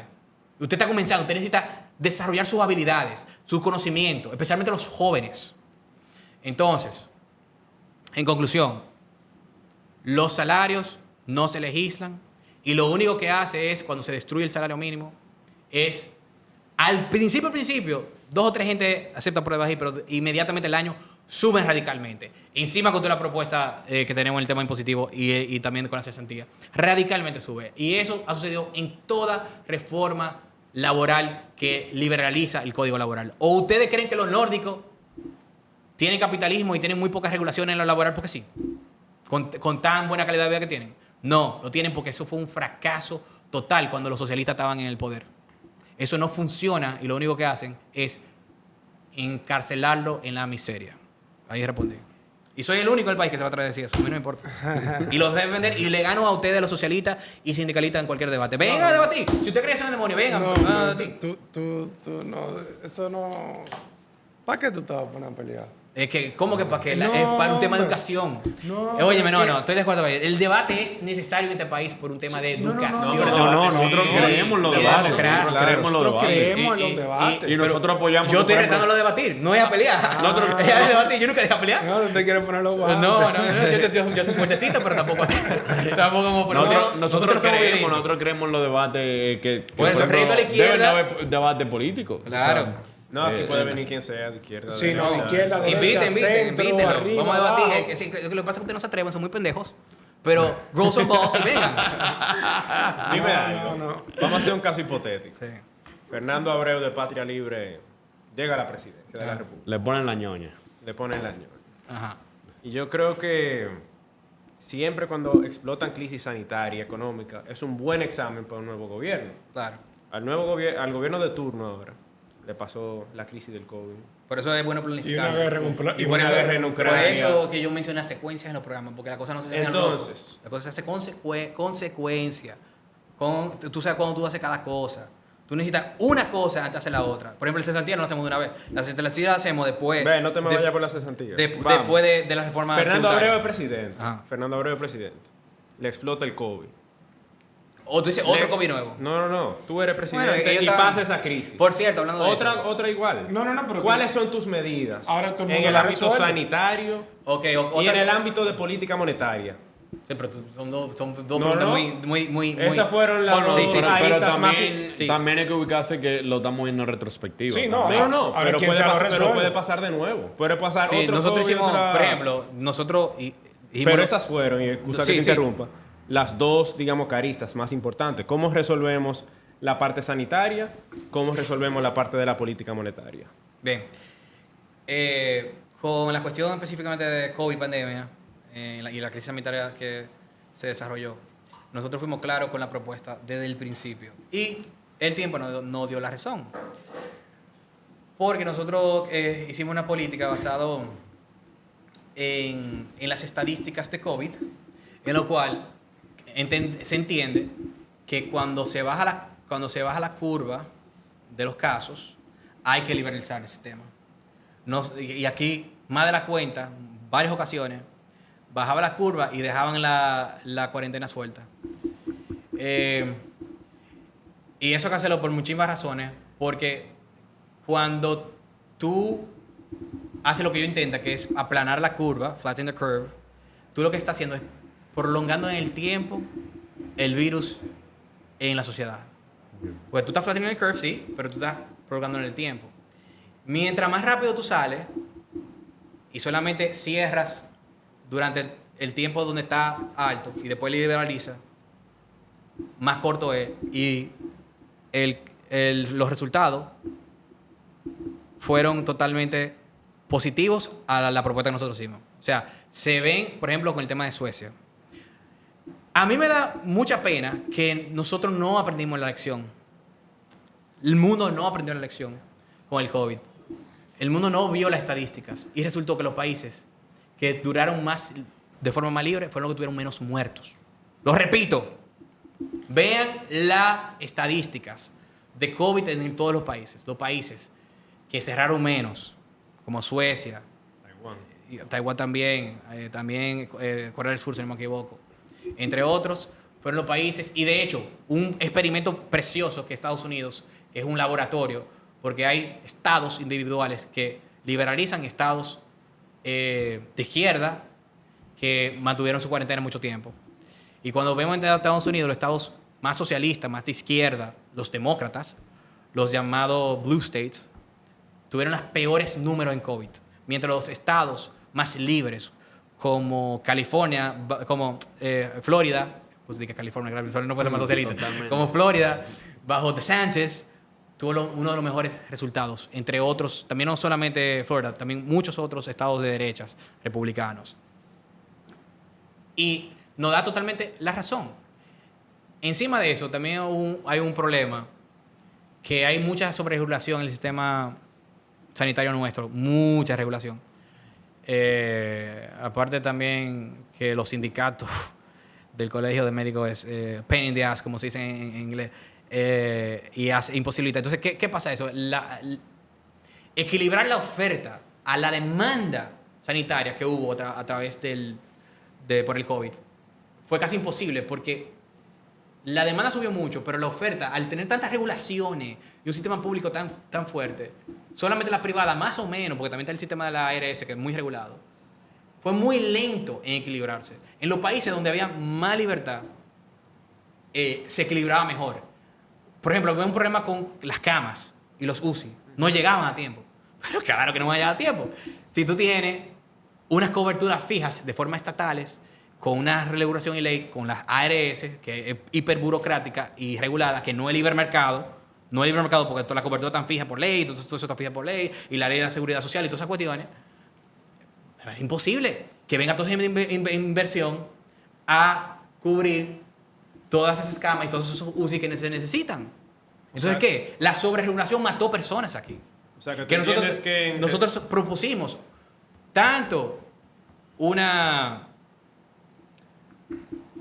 liberación sanitaria como también perseguir la política de liberación de cuarentena en base a las estadísticas de COVID. Entonces, esa fue nuestra política. Entonces, en cuanto a la monetaria, ¿cuál es tu pregunta precisa en la monetaria?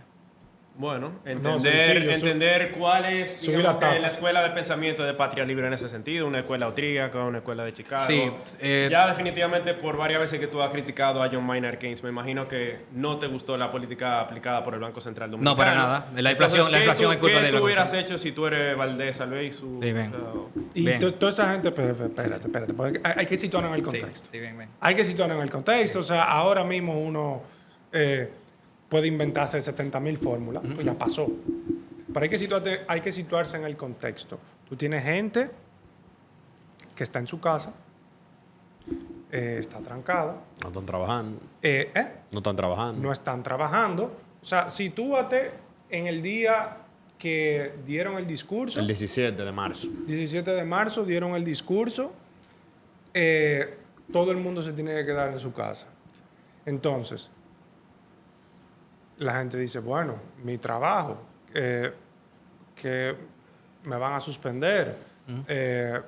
Entonces, tú como gobierno, tú tienes que tratar de alguna forma u otra. Sí, nosotros lo propusimos. Brindar algún tipo de Nosotros dimos la solución. solución. Lo brindamos. Entonces, tú entiendes que y para que digan imprimir dinero. Para que digan que yo no estoy... no era la solución. Para que digan que yo no estoy dando la solución ahora en retrospectiva. Yo lo publiqué en el momento.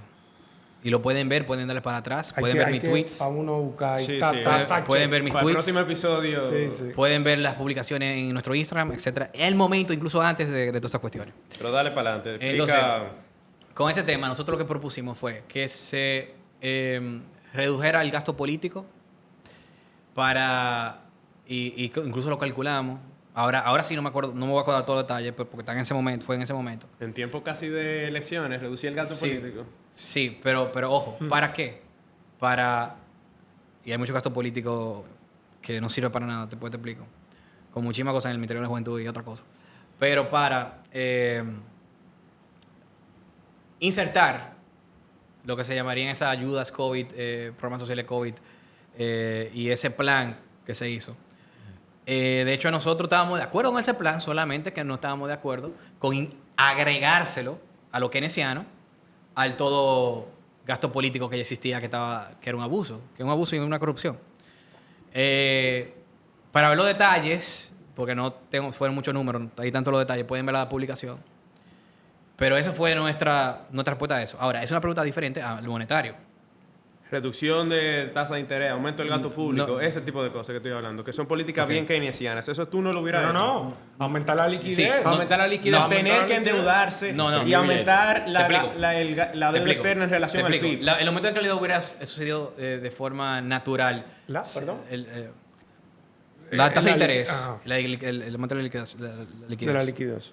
Hubiera sucedido de forma natural por la Escuela de Chicago, por la política monetaria Milton Friedman. de nosotros, que es corto plazo Chicago, muy, muy largo plazo austriaca. Más o menos te respondí ahí. Pero nosotros no, como te repito, en vez de aumentar el gasto público en ese momento, nosotros lo dejamos igual.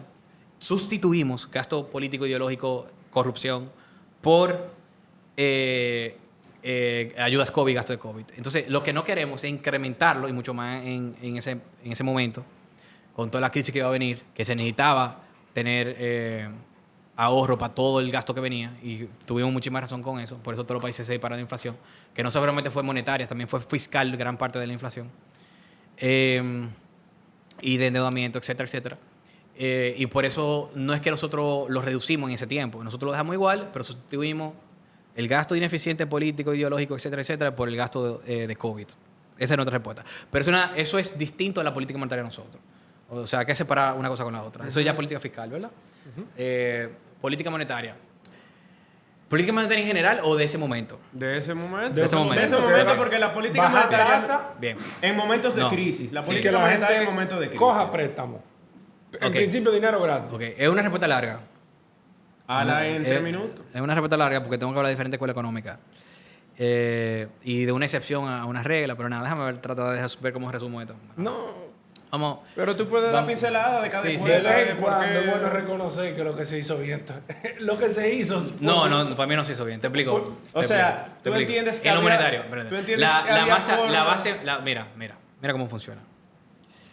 Nosotros lo que proponemos es que el Banco Central se maneje más de acorde a la Escuela de Chicago, específicamente a la teoría óptima del dinero de Friedman, ¿verdad? ¿Qué quiere decir eso? Que la oferta monetaria siga y equilibre la demanda monetaria. Un paréntesis. El problema es que siempre va a ser imperfecto, porque como bien describe la otra escuela que no influye, que es la escuela austriaca, es realmente imposible de calcular. Uno lo puede estimar, pero no calcular a la perfección, porque cada uno de nosotros tiene diferentes preferencias, gustos, habilidades, etcétera, etcétera, cultura, pensamiento, que cambia en el continuo del tiempo-espacio.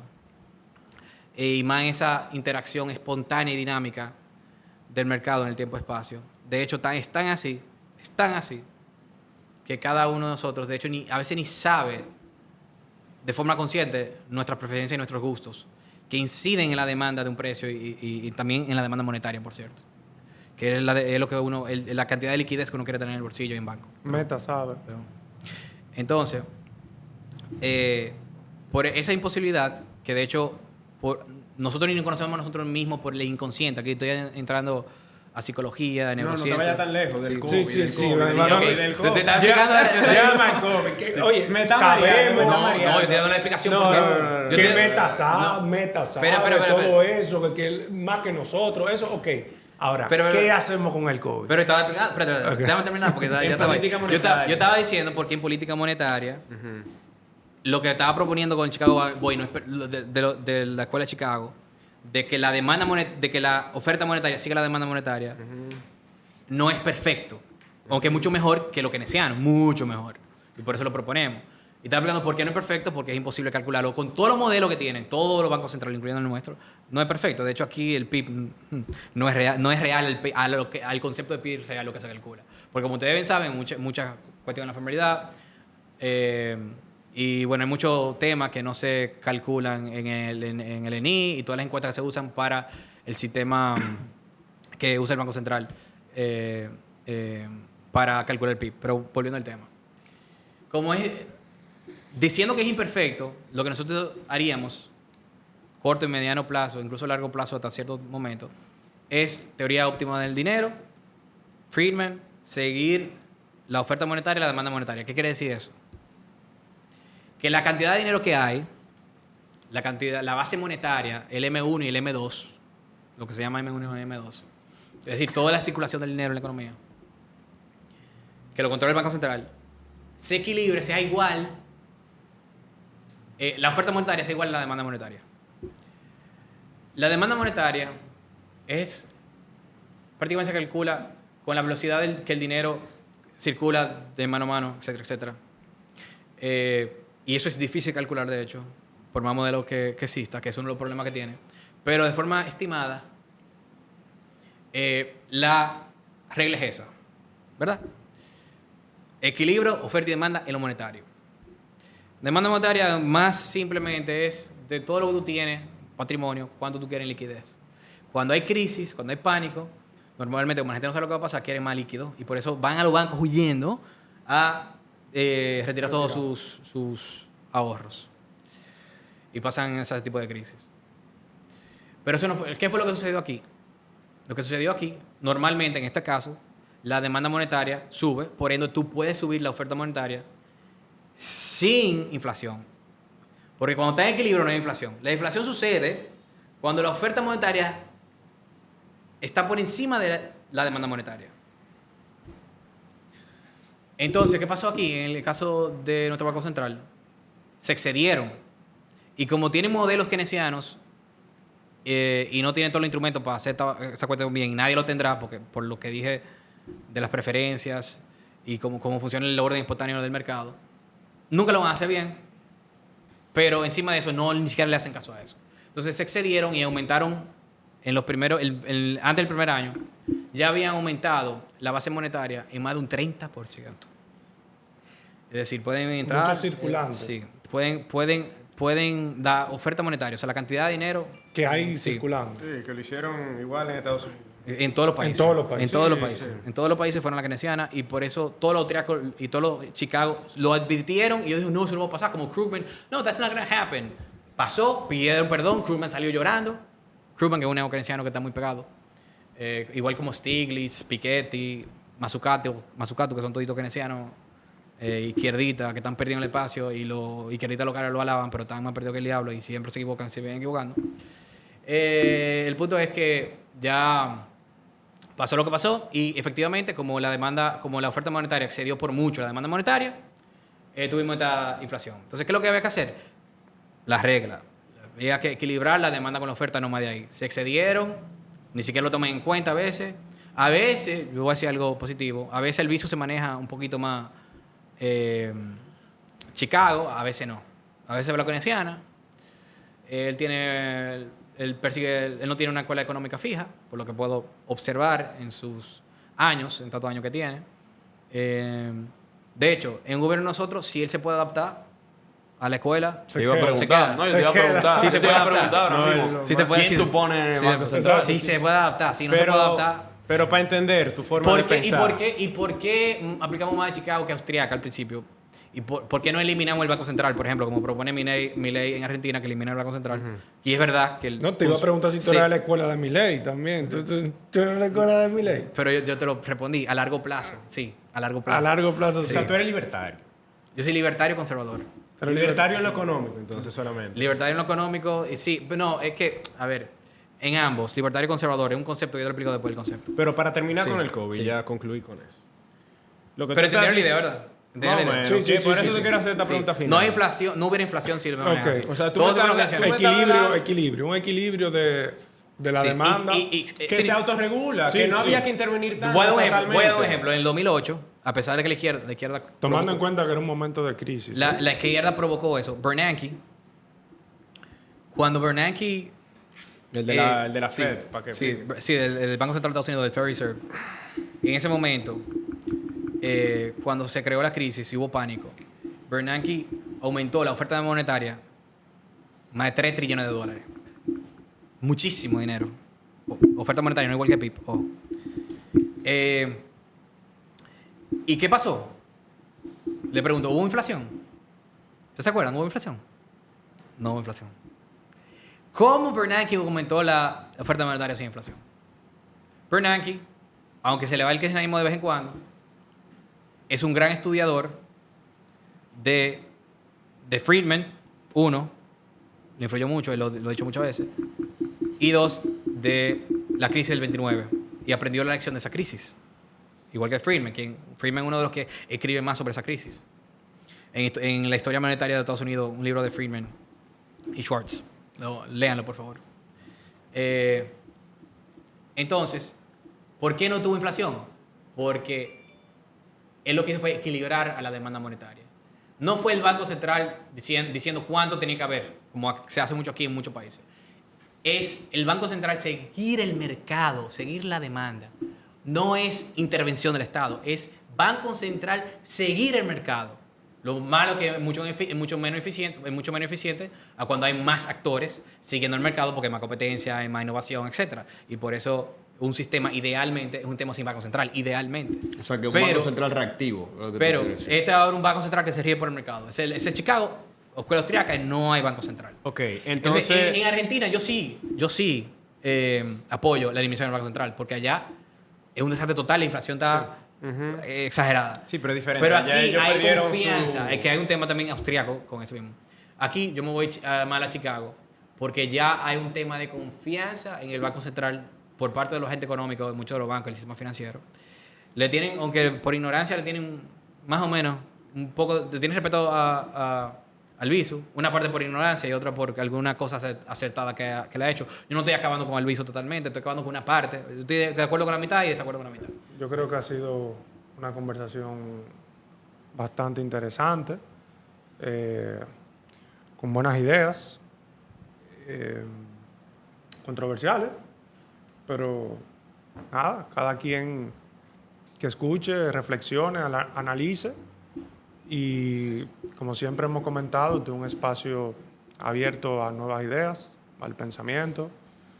Y nada, Fernando, la verdad que agradecido de haberte tenido aquí y hacia adelante. Si tú tienes alguna... Sí, no, el honor mío. Lo que pasa también es que la verdad es controversial cuando hay un mundo que impera la mentira, como bien decía Orwell y otras personas. Y esa verdad la tienen que conocer a través de lo que nosotros promovemos también, que es la epistemología, evidencia, lógica, límite de conocimiento y filosofía del lenguaje. Ir y seguir nuestras cuentas para que aprendan sobre todo eso y ver las propuestas que se fundamentan en la verdad. Es de urgencia que solucionemos todos los problemas del país y esta es la única vía. Con eso me despido. Excelente, pero los extremos son malos, ¿eh? Sí, nosotros no somos extremistas, No, yo te lo expliqué. Vean el video. los Vean el extremos video. son malos. Eso es la estrategia común. No, la izquierda lo usa. ¿Pero qué estrategia? Aquí nada de extremo, ni siquiera recortamos el caso social. No. Lo único que queremos es que ustedes tengan prosperidad. Vean el video, no se dejan llevar. No. Hay objetivos comunes. Todos tenemos objetivos comunes. O sea que, para adelante. Fernando. Sí. Fernando. Ustedes. Gracias. Gracias, bien. Fernando, encantado.